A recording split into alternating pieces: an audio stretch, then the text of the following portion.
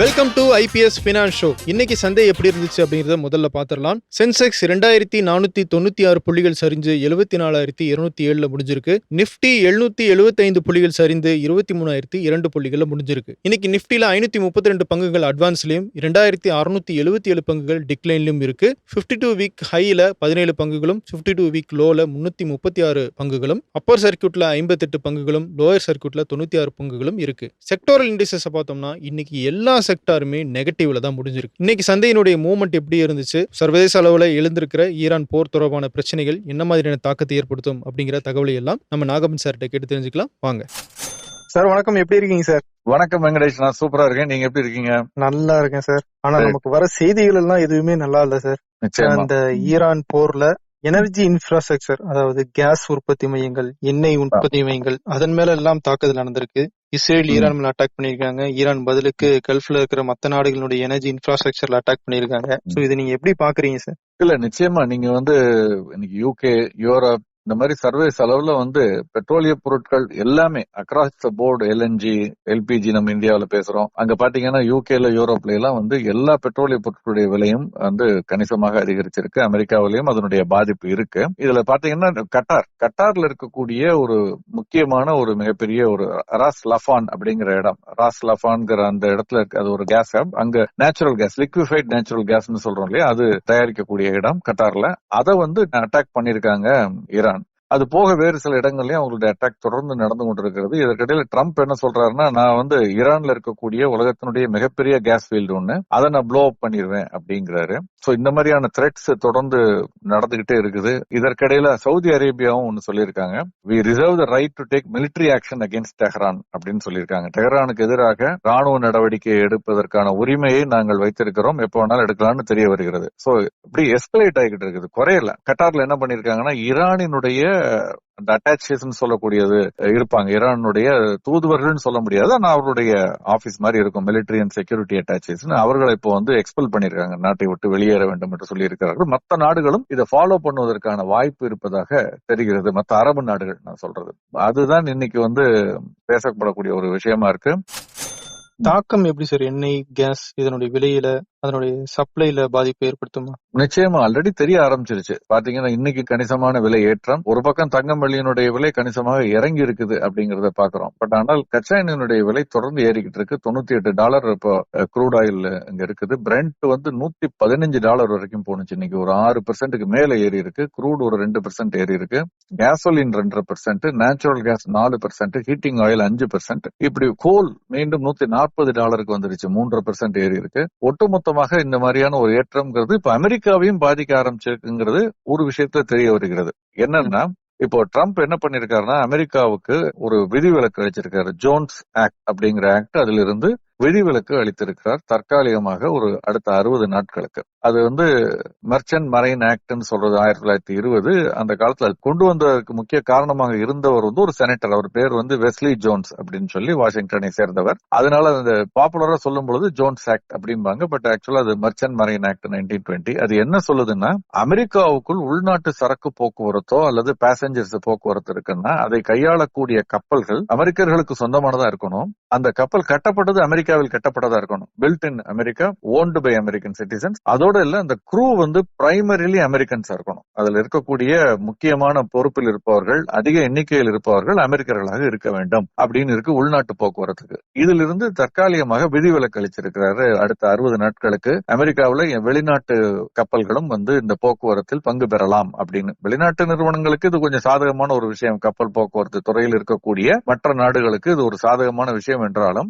இந்த போரினுடைய தாக்கம் அமெரிக்காவையும் அல்லது எவ்வளவு பாதித்திருக்கு அப்படிங்கறத இது தெளிவாக காட்டுகிறதா பாக்குறேன். இது தற்காலிகம்னு ஒரு சொன்னாலும் போக போக இது எப்படி இருக்குங்கிறது தெரியல, பார்க்கணும். இது ஒரு பக்கம். இன்னொரு பக்கம் இந்தியாவை எடுத்துக்கிட்டீங்கன்னா, இந்தியாவுல நீங்க பிபிஏசின்னு நம்ம பேசியிருக்கோம் இல்லையா, பெட்ரோலியம் மினிஸ்ட்ரியினுடைய அந்த துறையை சார்ந்தது பிபிஏசின்னு சொல்லக்கூடிய பெட்ரோலியம் பாலிசி, அந்த அனாலிசிஸ், அந்த செல். அவங்களுடைய வெப்சைட் போய் பாத்தீங்கன்னா தொடர்ந்து கடந்த பல மாதங்களாக அவங்க ரெகுலரா டேட்டா போட்டுக்கிட்டு இருக்காங்க. இந்தியன் க்ரூட் பேஸ்கெட் உடைய விலை நான் சொன்னது பிரெண்ட் குரூடு தான் வந்து $100 தாண்டி இருக்குன்னு சொன்னேன். ஆனால் நம்ம இந்தியன் குரூட் பாஸ்கெட் $100 தாண்டி பல நாட்கள் ஆச்சு.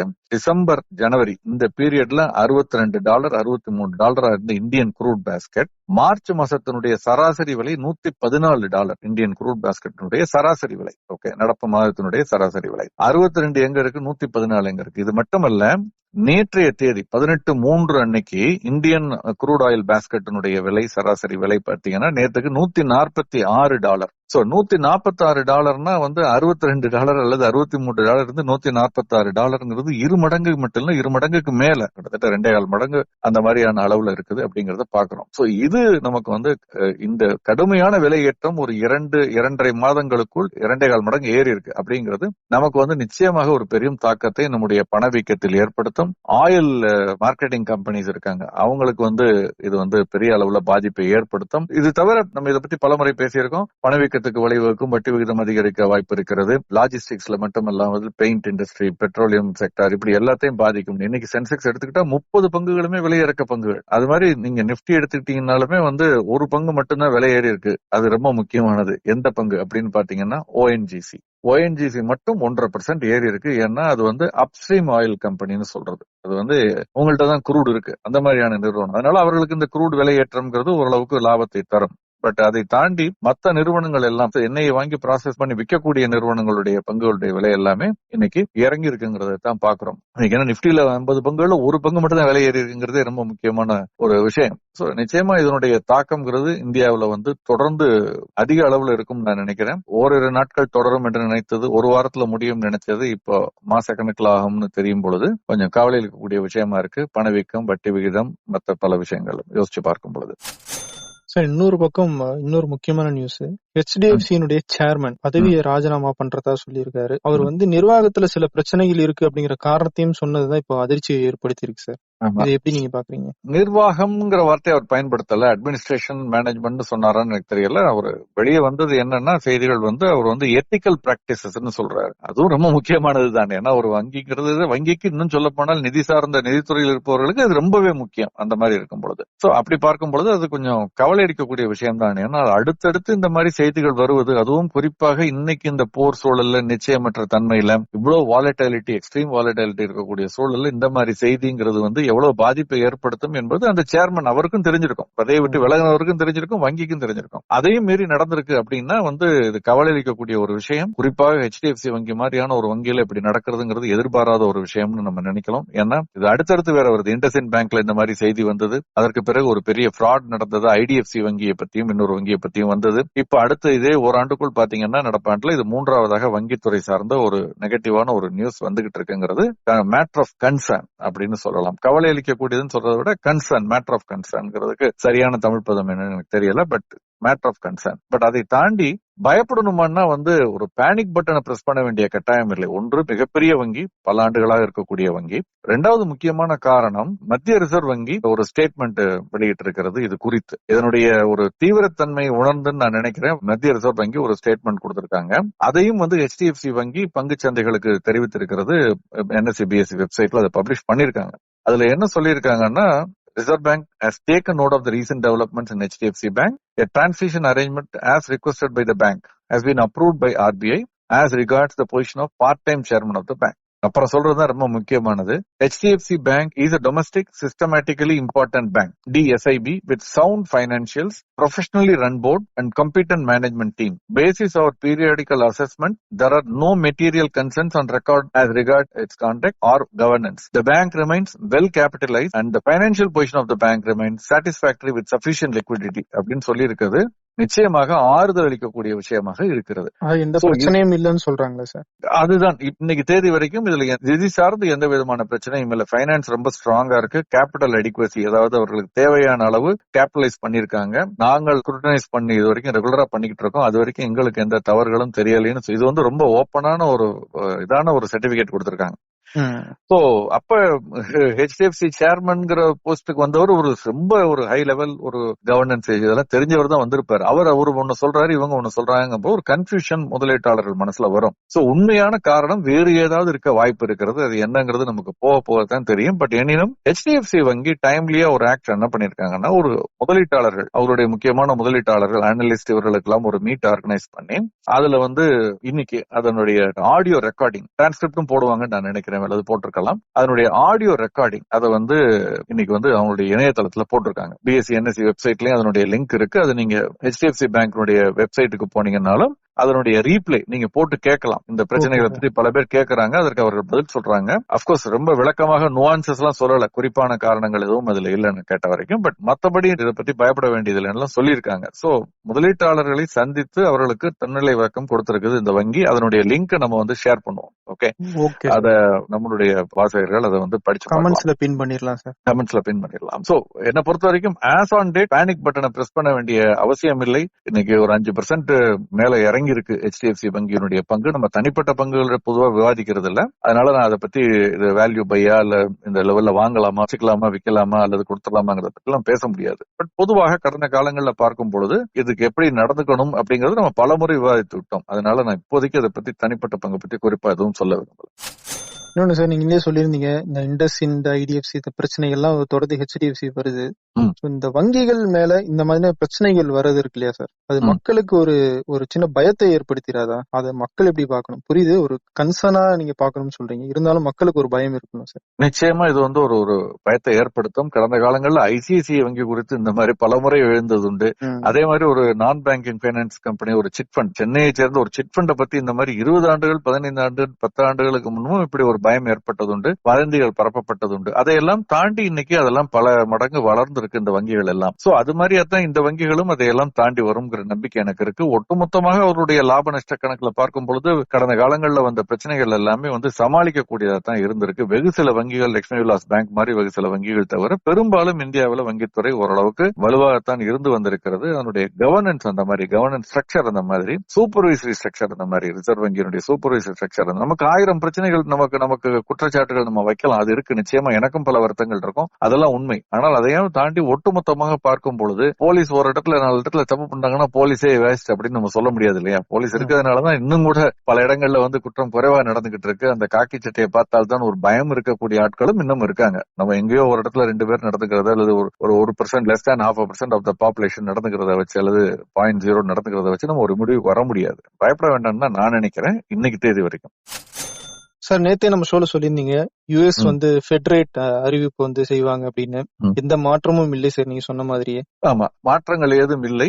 ஏன்னா இன்ஃபேக்ட் மாற்றம் என்ன மாதிரி மாற்றம் எதிர்பார்க்கப்பட்டது அப்படின்னு பாத்தீங்கன்னா ஒருவேளை வட்டி விகிதத்தை 3% 3.25% இருக்குது ஏத்துவாரான்னு எதிர்பார்க்கப்பட்டது, ஏத்தல. ஆனால் பணவீக்கம் நாங்கள் எதிர்பார்த்தது போல் குறையவில்லை. நாங்க ஓரளவு சமீப காலத்துல நாங்க எக்ஸ்பெக்ட் பண்ற மாதிரி ஏறிக்கிட்டு தான் இருக்கு. கவலைக்கக்கூடியதாக இருக்கிறது. அது தொழில்துறையை பாதிக்க வாய்ப்பு இருக்கிறது. ஏன்னா எண்ணெய் விலை தொடர்ந்து ஏறிக்கிட்டு இருக்கு. அப்ப அதனுடைய தாக்கம்ங்கிறது எல்லா இடத்துலயுமே இருக்கும். நம்ம இந்த ஜோன்ஸ் ஆக்ட பத்தி கூட பேசணும். சோ அந்த மாதிரி எல்லாம் இருக்கு அப்படின்னு சொல்லி இருக்கிறதுனால வரக்கூடிய நாட்கள்ல அடுத்து இதே சூழல் தொடரும் பட்சத்துல, போர் தொடரும் பட்சத்தில், கச்சா எண்ணெயினுடைய விலை அதிகரிக்கும் பட்சத்தில் பணவீக்கம் அதிகரிக்கும். அப்படி பணவீக்கம் அதிகரித்தால் வட்டி விகிதம் குறைச்சிக்கிட்டே வந்த பெடரல் ரிசர்வ் அதிகரிப்பதற்கான வாய்ப்புகள் இப்ப அதிகமா இருக்கதா தெரிகிறது. அதனாலயா என்னன்னு தெரியல, இன்னைக்கு கோல்டு பிரைஸ், தங்கத்தினுடைய விலை கணிசமான இறக்கத்தை சந்தித்தது. கிட்டத்தட்ட 4% மேல, 4% வரைக்கும் $200 தாண்டி இன்னைக்கு வீழ்ச்சி மட்டும் $200 மேல, $4,600 கிட்ட வந்துருச்சு.